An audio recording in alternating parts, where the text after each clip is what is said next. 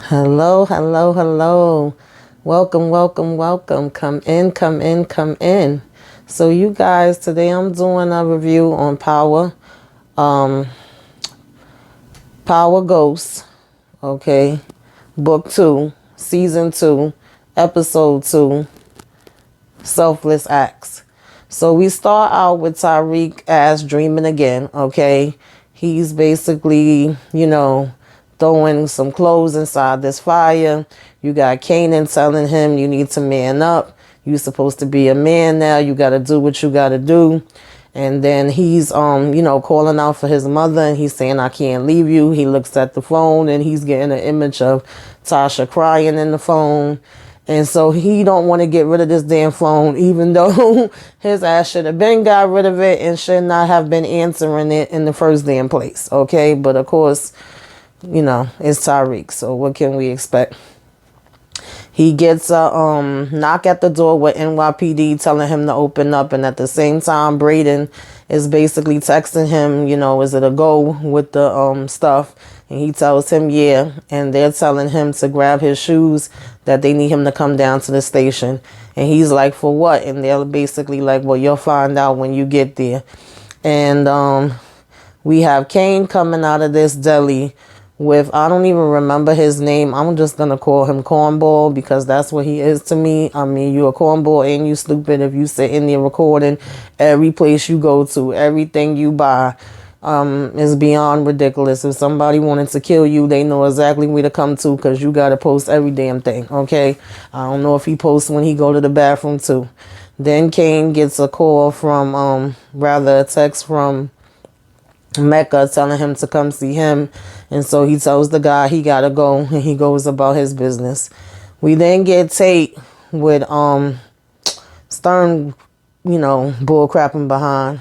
All of a sudden they want to have a meeting and he's telling him that, what do you know about Sweeney? He says, I think that you could be helpful. And he says, that's a nice idea, but, we right now got some other things we want you to do. And so he starts to tell him about Stansfield and how it would be a good look if he would go there. And he's like, you need headlines, and this is a great one. Plus, it's a good way to also dig up stuff on Sweeney. So he was like, this would be good for both of us. And he says, do me a favor and look up Canonical Studies Department.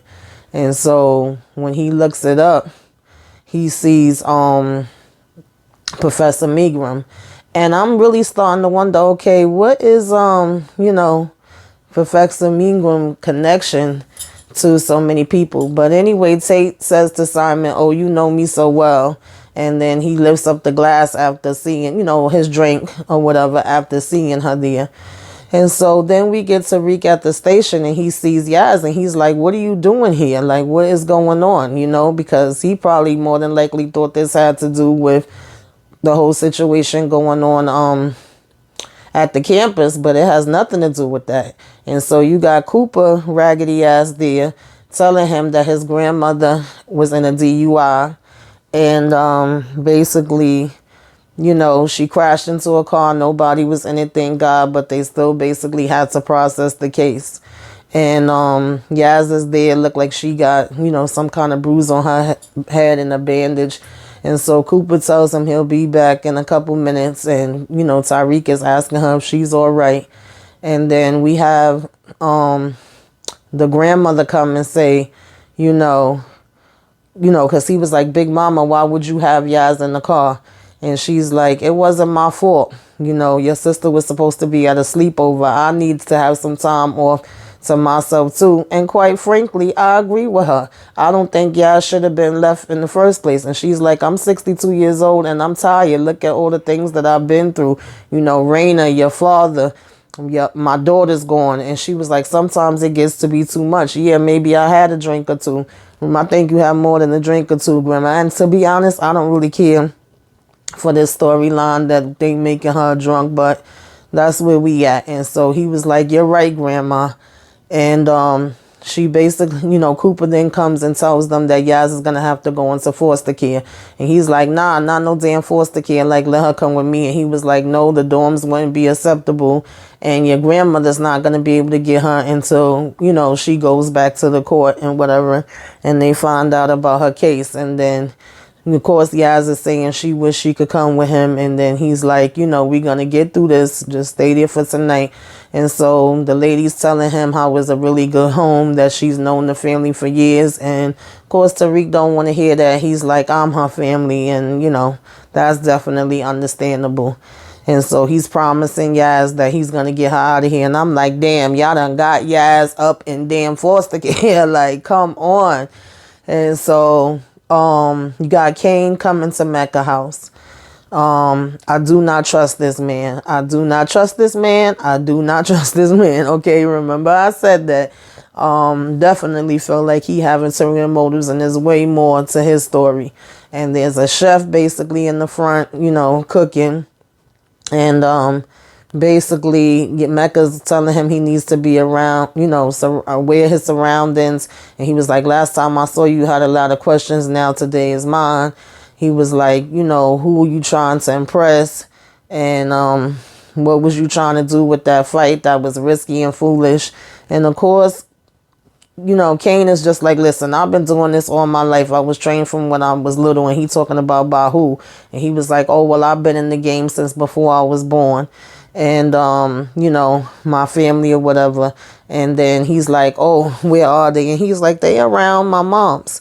And he was like, she's been, doing this for so long and she's forgetting certain things or whatever the case may be. And then he's like, well, what about Lorenzo, your pops? He's in there for life. And then he's basically like, yeah. And he was like, well, at the same time, I was thinking, damn, how many questions this man gonna ask? And Kane's stupid ass just keep answering them. And then just as I was thinking that, Kane is like, damn, man, are you writing a book? And he was like, yeah, like at the end of the day, I want to know everything there is. And so he's telling him how he got to forge his own path, and the most important thing is taking care of what matters, and the only thing that matters is who got your back and who, when you're up against the wall. And then Kane is telling him like, facts, that's true. He basically agrees. And the guy Mecca tells him he's gonna give him a trial run. And he was like, in the middle of them talking, all of a sudden find out that cornball ass done showed up, done followed him there. Like, why? Why are you following him? You know what I'm saying? If he told you it's none of your damn business and he left, what are you following him for? And so basically, he was just about to give Kane this gun that he pulled out. At first, Kane was looking kind of leery, like he wasn't too sure what he was, about to do with the gun. And he's telling him he's giving him this trial run. But then this jack behind shows up, and he got the nerve to be coming out on the damn, from the elevator with the phone out. Oh, yo, look at this. It's the 50-something floor. And it's like, really, dude? Like, does this man look like he into that kind of mess? So, of course, right away, they like, yo, hey, man, put the phone down. And the guy's asking him the same thing that I've been saying. Why the hell do you feel the need to record every place you go? Why would you think that that's smart? And then basically, Mecca says, chef. And the guy already knows what time it is and puts his headphones on so that way he wouldn't be able to hear anything that's going down.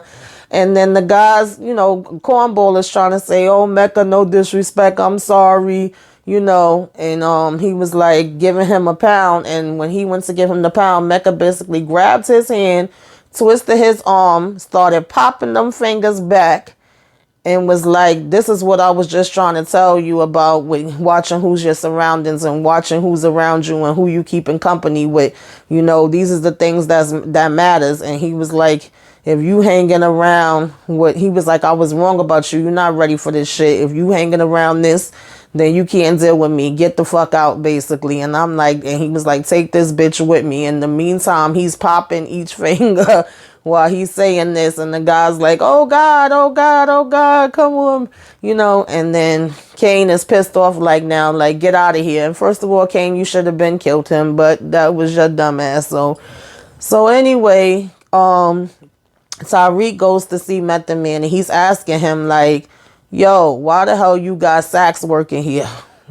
I mean, we know why. Tyreek don't know why, but I feel the same way because I'm so tired of damn Sax. And of course, Sax basically shows up soon as he's talking about him, and he says that he got his mother a deal, and Method is saying it's a good deal, that doesn't usually happen, and that Sax did do good work.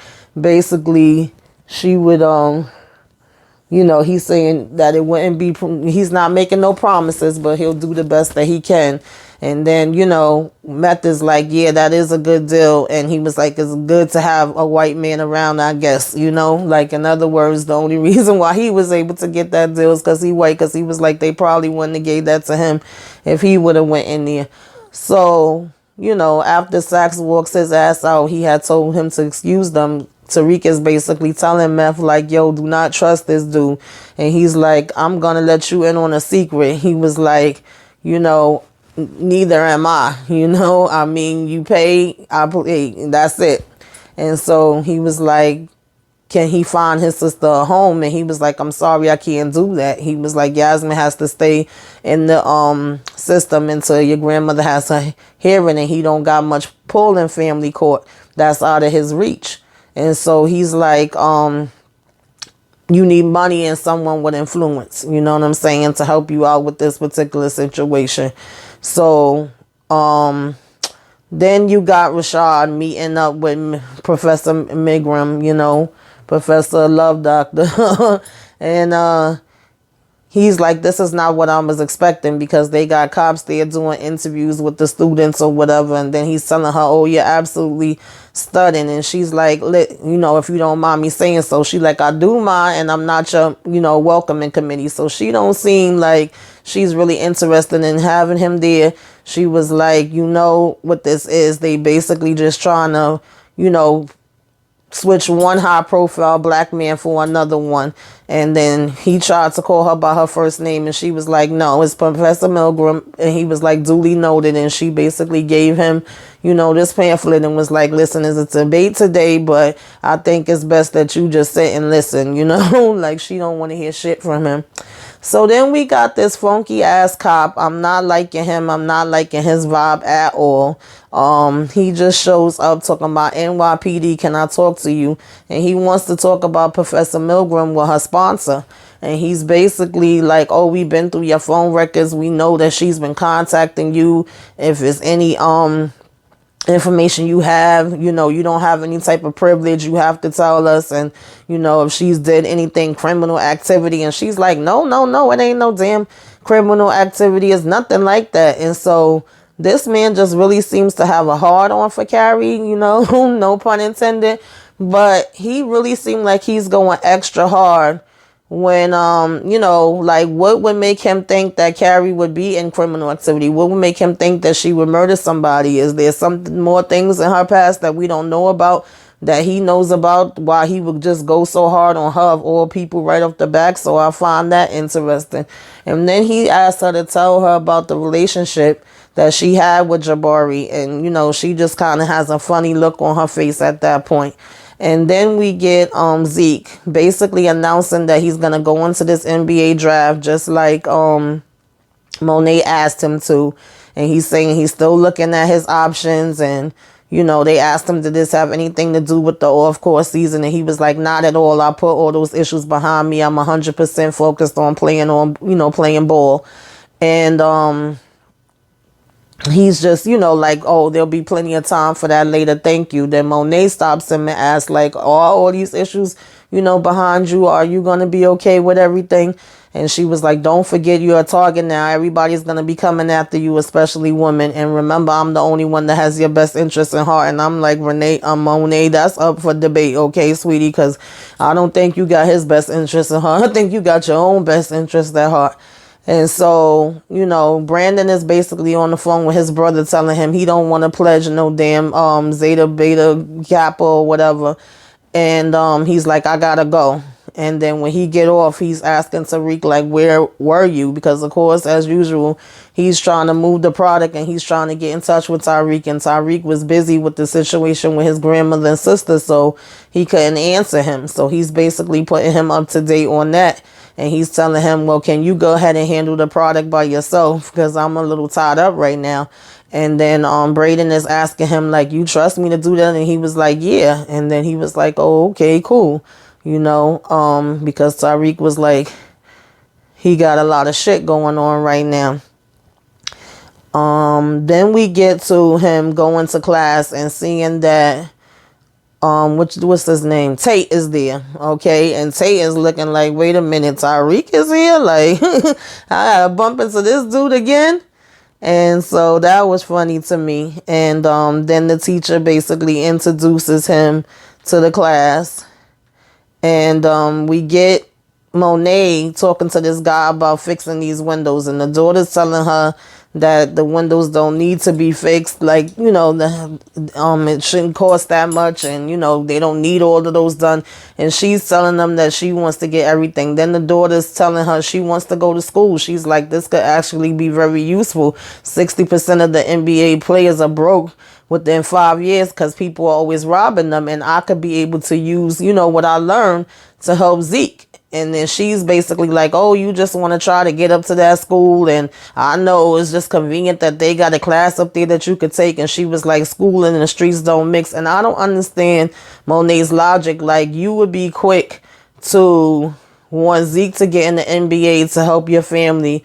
But then when it comes to your kids, you really rather them be in this street life than just simply letting them have some other options in education and whatever the case may be too. And especially things that can help build and be able to work with certain things, like the situation that her daughter brung up was actually very smart. And then as far as Drew, with him doing the art, even though we don't know if he's gonna still be able to draw because of his arm, he probably could draw up all different kind of stuff for them to use as merchandise and do graphics and stuff for different websites, whatever, like that could add and benefit. So I'm confused why she always knocks them down when it comes to that kind of stuff and is like, oh, you supposed to be in the street. It's just like, really? Okay, whatever, girl. And is a red car that's driving past that's playing like a old New Edition song. I can't even think of the name of it right now. And she's like looking out like if she recognized the car and, she's recognizing the song and she's all, stuck out the window. And her daughter's like, oh, since when you like slow music? What? Because your anniversary is coming up. And then she tells her, yeah, yep, it's been 22 years. And she's like, your father held me down when nobody else did. And that's why I stick by his side. And he always had my back. And I see you itching to get out there, but when it's your time, having a lover makes you weak, but having a partner makes you strong. And she was like, remember that. And she said,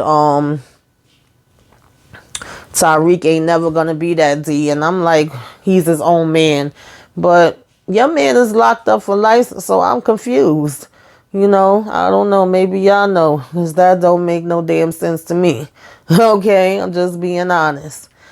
And we get back to the class with Professor Megram, and we also have, her sponsor basically texting her, like, I think you're going to have to find a different sponsor. We have Drew and Zeke in the gym, and Zeke is basically teaching Drew different, techniques and things he can do with the basketball to strengthen his arm, saying that when he had his injury, it helped him. And, Zeke starts to confide in Drew and tell him he's really going to miss, you know, Stansfield. He's going to miss some of the people there and stuff like that.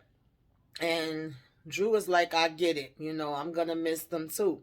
And he's like, well, what are you talking about? And yeah, I'm not going to be leaving. And he was like, yeah, Monet has this as our retirement plan. And when you leave and move, we're going to be leaving and moving too. And Zeke looks kind of confused by this, like, huh? And then this guy comes walking in that says, he didn't get a chance to talk to Zeke at the press conference or whatever have you, but he could be a big help to him, and he gives him his card. And then we have, the class in, and Tyreek come up to Tate saying hey to him.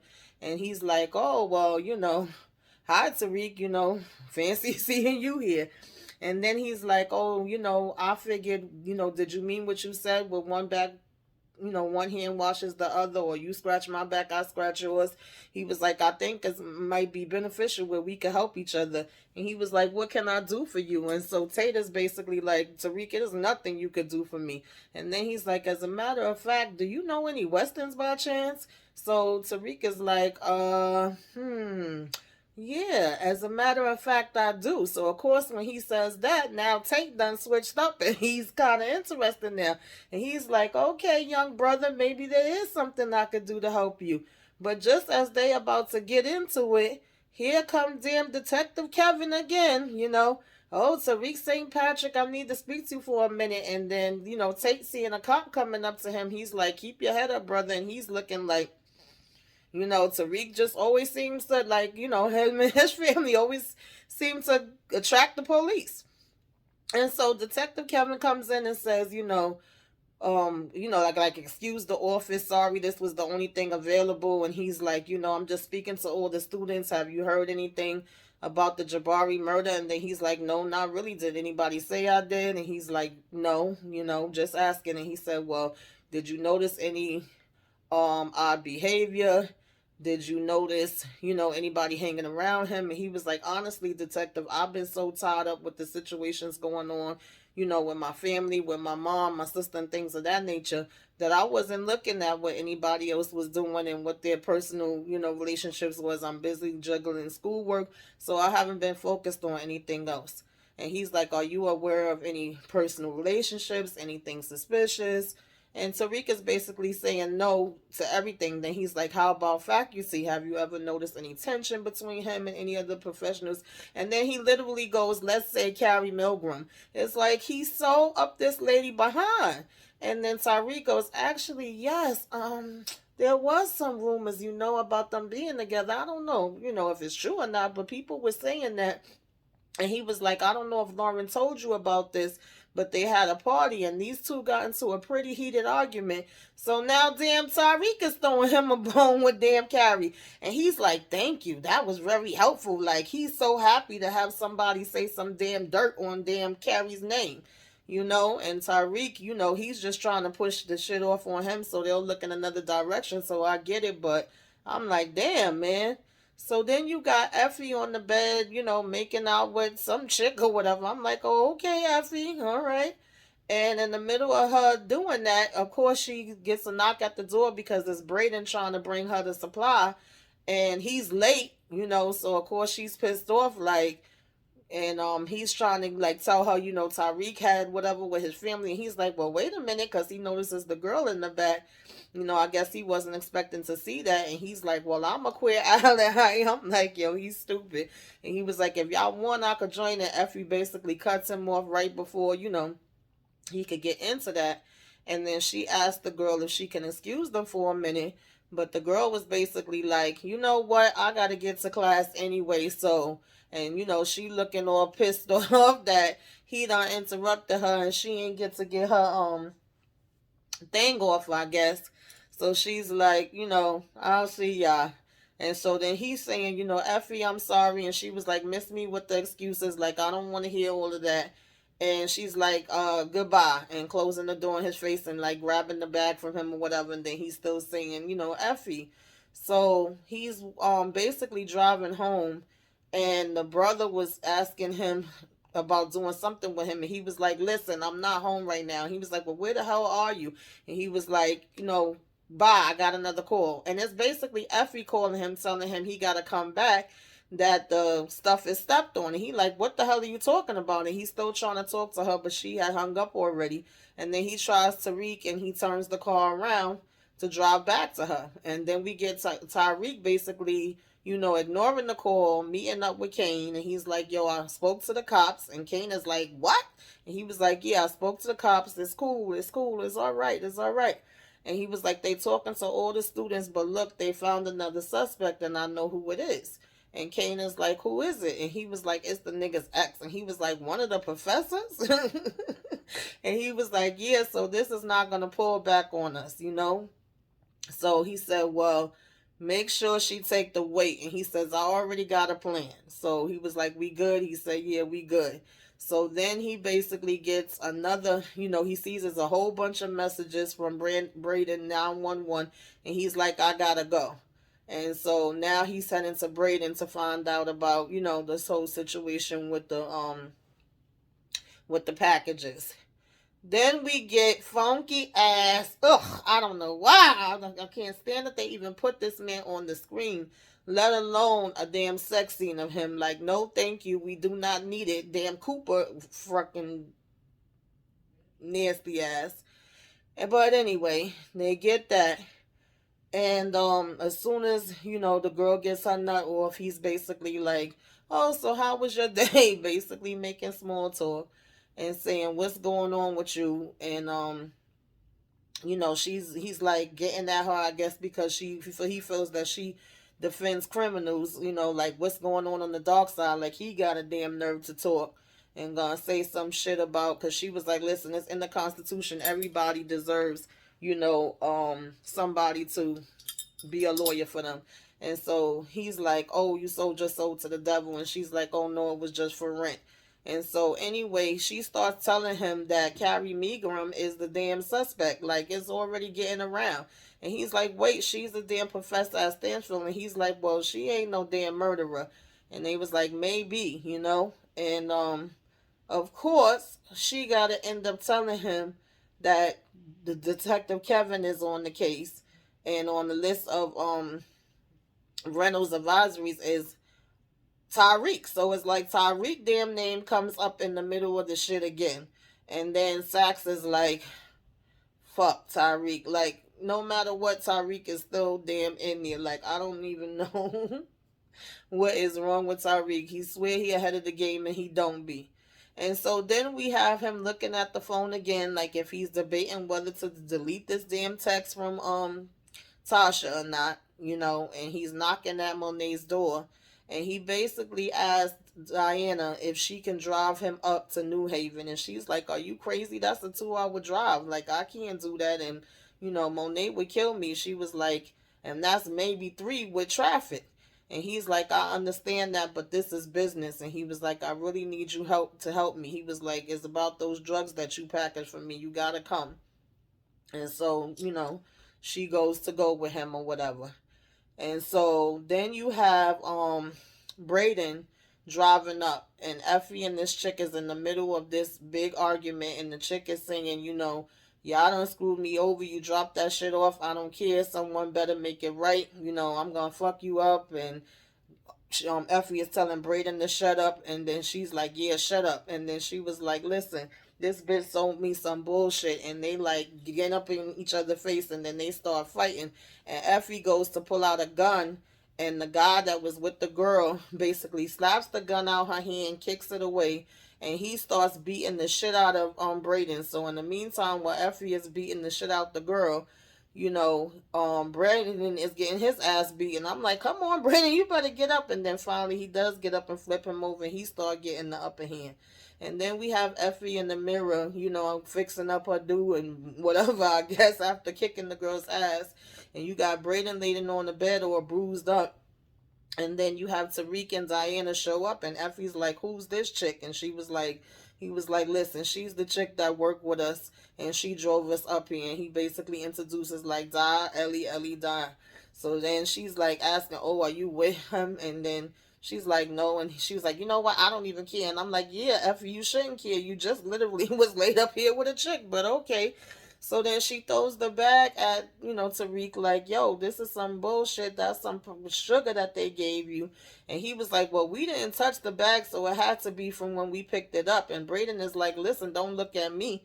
And then, Monet and, I'm sorry, Effie and Diana start arguing. And Tariq is like, listen, all of that is, we can't get into all of that. We got to have a plan, and we got to figure out what the hell we're going to do next after this. So then Brayden is like, yeah, who's going to tell Monet? And then she's like, who's Monet? Girl, Monet is the damn one in charge, okay?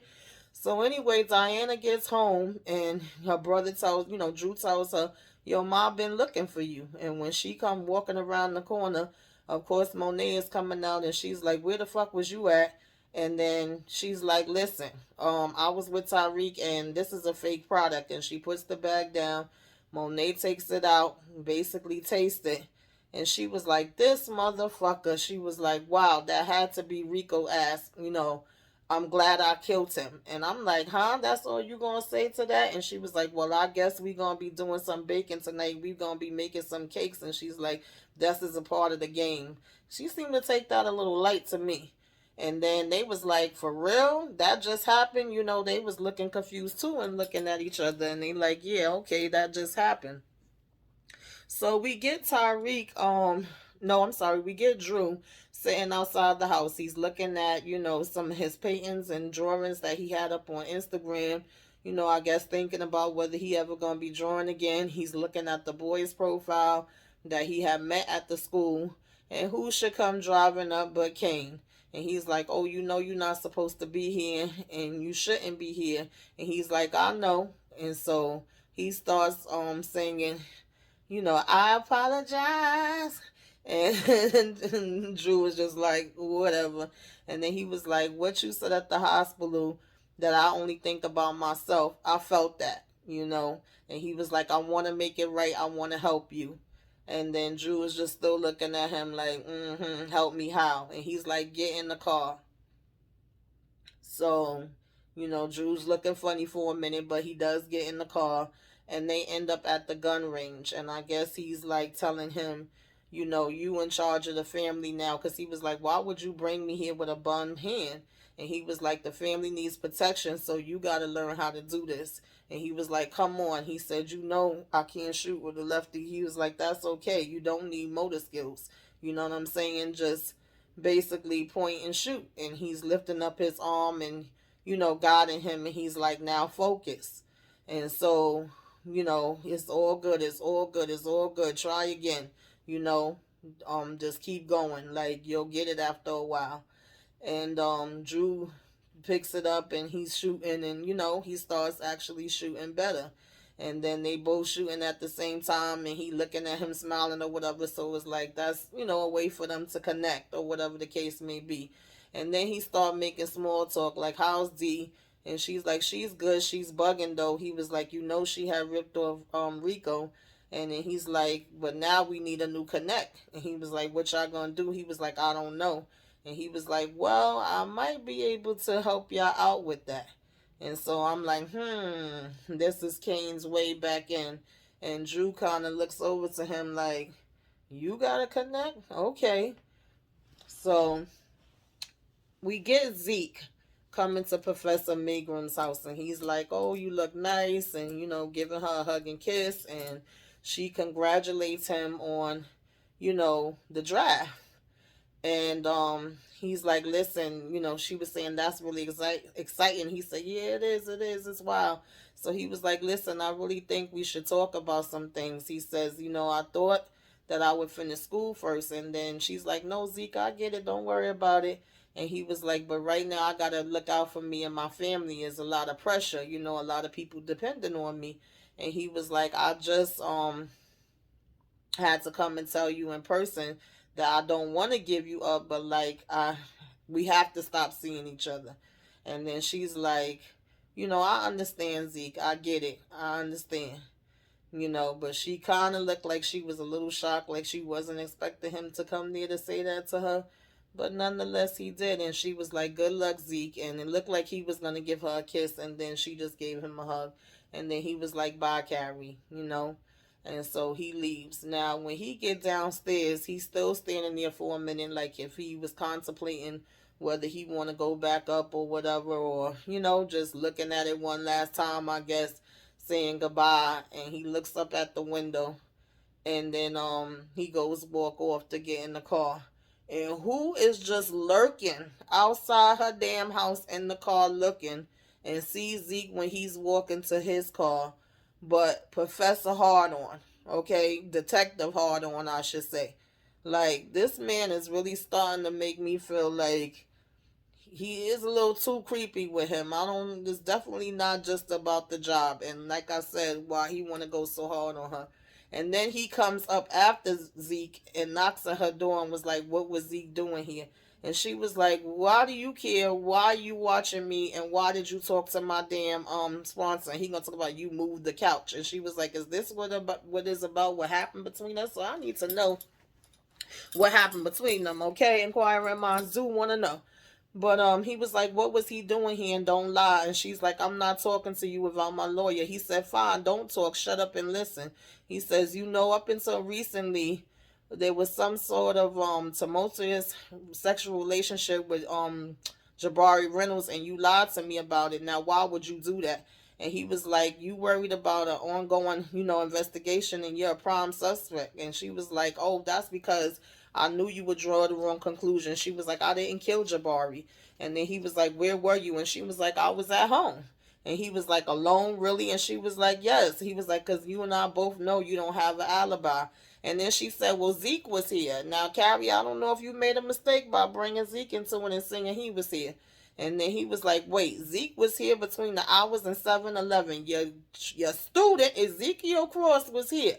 And then she's like, yes. And he was like, wow, like he in such disgust. He was like, I'll talk to him. And if he doesn't collaborate your story, I'm going to have you disbarred and put in jail. In the meantime, you should have your lawyer call me. So I'm like, Kyrie, I don't know if you think made things worse or better with telling him that Zeke was there, because this man seemed like he have a vendetta. I don't know what you did to him from the past. Okay, so then we got Monet, and she really did make a cake, and she sprinkling powder on top of it, and Drew is asking her, like, well, what's up with Kane? And she's like, how dare you even bring his name up? I would think that you would still be holding something against him, too. And he was like, I forgave him from his part that he had in it. Can you? And she's like, I'm sorry, I can't, which is really interesting to me, but okay. And then she hears this song playing again, okay? Storms will come. This we know for sure. Can you stand the rain? I couldn't remember what it was before. But yeah, every time this damn car is coming past, this song is playing, and she's so caught up with this damn song. And then it's the red car, but a chick steps out, and it's like, that's not who she's expecting to see. You could see it on her face. She, had went to look out the window. And so that was interesting. Then we get Tyreek coming to Professor Mingram's office, saying, can he talk to her for a minute, telling her about the situation with his grandmother and Yaz. And she was like, oh man, like, I'm so sorry, to hear this. And she was like, any way I can help, I will. And telling him to have a seat. And she's like, freaking Tate comes and interrupt, and she's like, I'm with a student. And he's like, I'm sorry, Tariq, it'll just take 2 minutes. And so she's like, excuse me for a minute, Tariq. And she goes outside in the hallway with Tate and closes the door. And so Tariq is in the office. He's looking around. He looks down and sees her phone. And then we get Tate and Megram in the hallway, and she's like, this couldn't wait. And he was like, no, it's not a good look. We got the damn police out here safeguarding, the students. And he was like, I'll do anything to get put into Congress so that I could change this. And in the meantime, while he's out there talking to her, Tariq, I'm assuming, is thinking about leaving this phone and putting Professor Megram's desk. Like, he had looked down and seen her phone on the desk, and all of a sudden he's like taking the back off of it again, and like getting ready to delete the text. And Professor Megram is basically telling Tate, don't ever interrupt me again. And she goes back in the office, and then Tariq comes out, and she's like, are you okay? And he's like, yeah, that he had to go. So we didn't get to see if he actually did put the phone in her desk, but I was like, Lord, this boy really is trying to set him up for real, huh? Then we get Monet up at the jail, and they got this liquor and cigarettes and, everything lined up, and she's in negligee, but she ain't happy. He's like, oh, it's another year. And she was like, yeah, sure the hell is. She was like, I'm back here with this busted ass, negligee on. And he was like, that's because it's my favorite. And you could tell she's just in a crampy mood. And she was like, I didn't think it was going to be like this. And his attitude, I need more, she's saying. And his attitude is like, listen, it is what it is. Okay, you knew what time it was and you know that, and that's that on that. And he was like, it's hard for me too. I wish I could be, by your side, but I can't. And so he was like, you brung all this stuff. And then she was like, yeah, I brung all of that. And what do I get? I get air. She was like, I get this fake ass shit. She was like, when I'm here, I get air. When I'm outside, I get air. And then he was like, well, where's Kane's signature? Because he's looking at this card the same time that she's talking or whatever. And then she's like, listen, he killed Ramirez. And he was like, oh, so this is about Ramirez. And she's like, it's not about fucking Ramirez. Yeah, to a certain degree it is, Monet. But she's saying it's about the fact that he went against the family. And then she was like, now he's back all of a sudden saying he got a connect out of nowhere. And then he's like, Kane got a new connect. And she's like, fuck his connect. And then he's like, listen, you can't keep the family together. You killed Rico. He was like, if Kane's offering a product, you got to take it today, like point blank, period. And he was like, this is partly your fault that you in this situation. And I mean, to be honest, he's not lying with that. Then we see Kane sitting around playing a game, and Monet comes to the house. And then, excuse me, the girlfriend is like, bye. And then she gives her a big knot of money, and girlfriend is, quiet and walks out the door because she had told her to take a walk around the block. And I guess she was like, this is my damn house. But when she gave her that knot, she went right on about her business. And so she comes in and she starts talking to Kane, and she was like, I need to know that I could trust you. And then she was like, for starters, enough of the lying shit. Protect your ass next time. And she was like, don't ever forget who your family is. You hear me? And Tariq is off limits. Y'all both play two different roles, and you need to stay in yours and keep it that way. And now, are we good? And then he's like, yeah, we good. She was like, okay, so pack your shit, you know what I'm saying, and bring your ass home. So I'm like, okay, now Kane is back in the mix, okay? So he got a little smirk on his face. He happy about that. And she just looking like, she still don't fully trust him, but right now, this is what she got to do. Then you got Diana popping up at Effie's and basically saying, I want to be taught how to go to school and work too. Like, I see that you doing it. And she was like, listen, girl, your mother got you held on tight. So I doubt very much you going to be able to do it. She was like, you got to be smart. I don't know if you smart enough. And Effie is like, I'm pretty smart. I could hold down my own or whatever the case may be. And she was like, I need you to teach me. I want to do the same thing. So I think that would be interesting to see, how that works out. And then she says, well, did y'all ever get down to the bottom of what happened with the stuff? And she was like, no, but I know that I don't really fully believe that the old connect did it. That's what my mom thinks. And then she has said something to her. She was in another language. She was like, I don't speak Italian. And she was like, it's not Italian, it's Latin. And it basically means like, who do you think had the most to gain from it? And then she starts like, And my mind immediately goes to Kane, because at the end of the day, he wanted back in the business. And what do you see?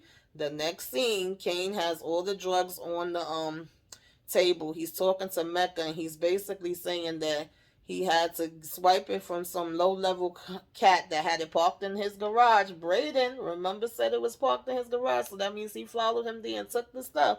And he was like, he had to use his brain, and he never knew. And so the guy Mecca's like, good plan, smart. And then he was like, well, now I could get a taste, and if you're ready to let me in, I can basically make shit happen. So he was like, and who exactly would we be going into business with? And then he's like, Monet Talhida. So he's like, well, you stole from your own family? And he gonna talk about, fuck no, I created an opportunity for them. Nah, nigga, you stole from your own family to create an opportunity for yourself, but he's saying I helped them. So I'm like, yeah, Kane is funny as hell. Okay, we see you, Kane. You could twist the words however you want to, but that's what it boils down to. So then we get Meth sitting at the computer, look like he looking maybe at his brother's case It was some type of manslaughter case or whatever. And when Sax comes in, he puts the computer down, the laptop down. And then Sax is like, "Can I?" And he's like, "Yeah, go ahead." And he pours himself a drink. So he's like, "Listen, I think your favorite client might be mixed up in another murder." Cha-ching. And he was like, "Memphis, how do you know?" And he was like, "Well, you may not like this, but I've been seeing Jenny Sullivan." And so Meth is like, "Oh my God, you fucking the ops?" And then he's like, "It's not like that. Like what?" And he's Sax is like, "Yeah, well, I am fucking her." But he was like, "Anyway, she's on the Stanfield murder, Jabari Reynolds." And he was like, "Apparently, Tariq," he was like, "Now, he's not a suspect, not yet. But they're following a lead that sounds like total bullshit to me." And he was like, "Carrie Milgram."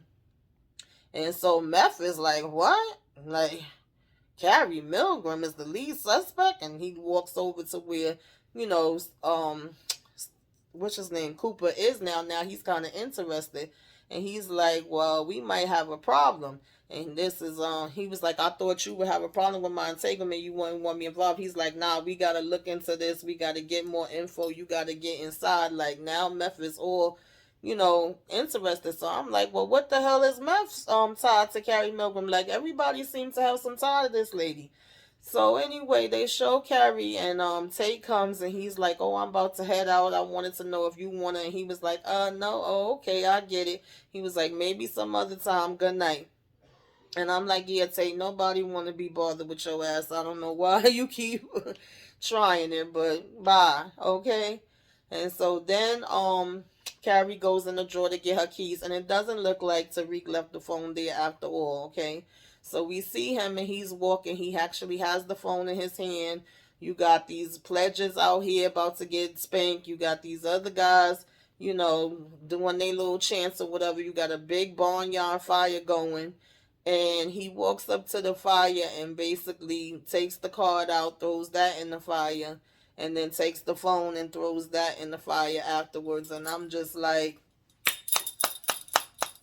about time, Tariq. Okay, about time. Like, you were stupid and you did it way too slow, but I'm glad that you did finally do it. And then you have Lauren saying, "I don't usually see you at these things or whatever. What are you doing here?" And he's like, "Yeah, because of stuff like this, because you got people, running past and bumping into him and yelling stupid stuff or whatever." And she was like, "You want to get out of here?" And he was like, "Well, where you thinking about going?" And she was like, "I know a place." And he was like, "I'm right behind you." So she basically takes him to this place that looks like it's a roof or something. And she was saying that she knows about it. Not many people know about it. That she found out about it, from her brother. And then you have Monet, Drew, and Diana sitting down to dinner. And she's complaining that Drew is not eating. He's busy looking at his phone. And she tells Diana to pass him some more beans. And then Kane comes walking in, and Diana's like, "What the hell he doing here?" And she was like, "Oh, he's back in." And she was like, "Oh, Kane, get washed up, get you a plate." And he's like, "Yes, ma'am." And Diana's just looking now because Diana is suspecting that Kane did it. Okay, she's smart and she called on, and she asked Drew, like, "Did you call Kane this morning or did he call you? Did he end up, bringing up whatever subject to you as far as the connect?" And then he was like, "Yeah, he called me." And then when Kane comes back out, he's smiling at her and, got his food. And she just looking at him like, "Yeah, okay, I see what your game is about." So then they hear a noise, and Monet goes outside, and her garbages are flipped over on outside, and then she just looking off. So in the meantime, Lauren and Tariq are up on top of this, building, and they looking out at the other buildings, and he like, "This is really cool." And they actually start to, talk for a minute about her brother and about, him being cynical, and she can't blame him, and you know, um, she look at stuff like life puts you in a lot of situations, and Tarika's like, sometimes it takes a lot, and another one person can't handle what another person can, and they basically, start to kissing or whatever the case may be. And while he's kissing her, Diana calls. And of course, now this ticks her off. Like, and he wasn't even on the phone with Diana long. It was like a couple of seconds. And then he went back to walk to her, and she was just like, "Oh, I can't with this, and I'm gotta go. And every time I'm with you, you get interrupted, and you gotta leave me, or something happens." And he was like, "Wait, wait, wait!" Like trying to get her ass to stop and listen to him, but she didn't want to, so oh well. And then Diana was basically telling him that he needs to find somewhere safe, and that she smoothed it over with her mother. Her mother was real upset about it, but everything is good. And I'm like, your mother was real upset about it? I don't remember her being that upset at all. That's what was weird to me, but okay. And he was telling her thank you for the fact that she smoothed it over with her, or whatever the case may be. And sorry, y'all. And so I was like, girl, all these chicks is on Tyreek ass, and I don't even understand what for, but that's the way the story is. And so Tyreek had left something up at he had told Diana, like, I got the perfect spot. So now that he knows about this spot um that Lauren had, that only she knows about, and her brother used to go to, that's the spot that he wants to leave the stuff at. Then you had Meth showing up at Carrie's door, and he's like, "Listen, I can help you. You may not want my help, but you need my help." And she telling him, "Oh, I see you don't got your ring on." He like, "I'm not here for that." So I'm like, "Well, damn, freaking Meth and Carrie was knocking the boots too." Okay. She's closing the door on him, and he's just repeating over and over and over, "You may not want my help, but you need it." And she starts looking down at the phone and calling freaking Zeke, but Zeke busy knocking out this white chick. Okay, he getting busy. He done moved on from Carrie quick. That heartbreak is over. I guess they say when you want to get over somebody, you get underneath somebody new or whatever. And so then they sitting laying when they finish, and talking about the Knicks and where you want to play, and what you want to do. And he's like, starts hearing a knock at the door, and he's like, "Hey, I'm busy." And they like, "Well, you gonna have to come on and get your ass up and come here." And they're like, "Ezekiel Cross, Ezekiel Cross." So he was like, "Put your pants on." And who is it but damn Detective Raggedy Ass Kevin again? And he like, the girl pulls out her phone and starts recording, and was like, "You better not touch him. You better not touch him. You better not do nothing to him. You better not put your hands on him." So now, of course, she gonna post that up all over the damn internet. And like I said, Carrie, I don't know if this was a mistake. I don't know how Zeke gonna handle, being questioned by the cops like this. Now you putting his shit out there. And so anyway, we get Mecca standing out Junior's restaurant in Brooklyn, and we get Monet pulling up, okay? And so they do know each other. And like I said, Mecca did have a damn ulterior motive, all right? And she just looking all droopy eyes at him. And then they walk up to each other. Excuse me. They walk up to each other, and he's basically like, "Oh, I didn't know if you was going to still remember the signal, and you was going to be able to see the signs." And she was like, "Of course I did." She was like, "Who else is going to be blasting New Edition like it's 1988? And then when my dad used to get so mad at you about the damn trash cans." And he was like, "Yeah, he still never figured out that it was you." And so he's like, "Oh, do you still like raspberry swirl?" Like if he wanted to take her inside of Junior's to get something to eat. And she was like, "What are you doing here, Dante?" So she not even calling him Mecca. She calling him Dante. She know him from way, way back. And he was like, "Yo, I just wanted to see you." And she was like, "It's been too long. Whatever you want with me, it's a no." And then he was like, "All right, just in case you change your mind." He gives her, this card. And then she basically walks away. And I could swear I seen a little smile up on Monet's face. And I don't think I've seen her smile this whole damn since we got the last season and this one started. I don't know remember Monet having a smile on her face. So this is interesting. Like, okay, was she with Mecca before she got with her husband? It could. I mean, I don't know. Well, this is interesting now, though, y'all. So, and how is Kane gonna feel about it once he knows that they knew each other, or will he ever find out? Because he might want to put him next to Ramirez if he finds out. So that was quite interesting, y'all. We gonna see what's gonna happen, coming up. What y'all think? What's happening? Put it in the comments. Let me know. Okay.